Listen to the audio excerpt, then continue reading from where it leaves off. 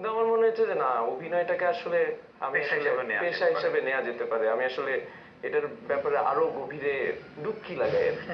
তো ওই ডুবকি দিয়ে ওঠার পরে আমি দেখলাম যে এই জগৎ বিশাল বড়, এখানে শেখার শেষ নাই, এখানে জানার শেষ নাই, এখানে আসলে ওই ডুবকিতে আসলে সাগরের গভীরে হারায় যাওয়া যায়, চরিত্রের শেষ নাই, দেখানোর শেষ নাই।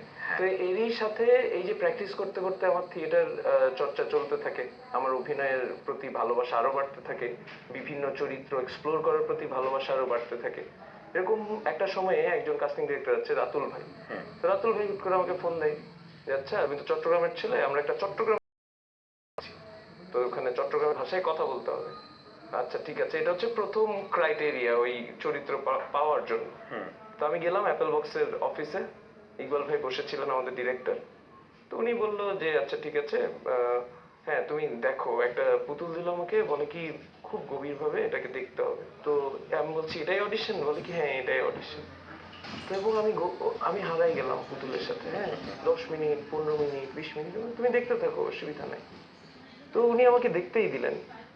এরপরে উনি বললেন কি ঠিক আছে, আর তুমি কি একটা ধরো 120 কেজি ওজনের মানুষ দিলে আলগাতে পারবা, ঘাড়ের উপর তুলতে পারবা? আমি বললাম যে এটা একটু কষ্ট হবে বটে, কিন্তু আমি যদি টেকনিকটা ধরতে পারি, আমি ঠিকভাবে যদি টেকনিক্যালি আলগাতে পারি, আমি ডেফিনেটলি আলগাতে পারবো। অসম্ভব না। হ্যাঁ। তো আমার চরিত্র, এই সিনেমায় আমার যে চরিত্র দফর, ওর একটা ডায়লগ আছে চট্টগ্রামের ভাষায়, যে হল জানিলে বন রাতিও ফেলাই রন যায়, মানে তুমি যদি কৌশল জানো তাহলে বনের হাতিটাকেও তুমি ফেলে দিতে পারবে। তো আমার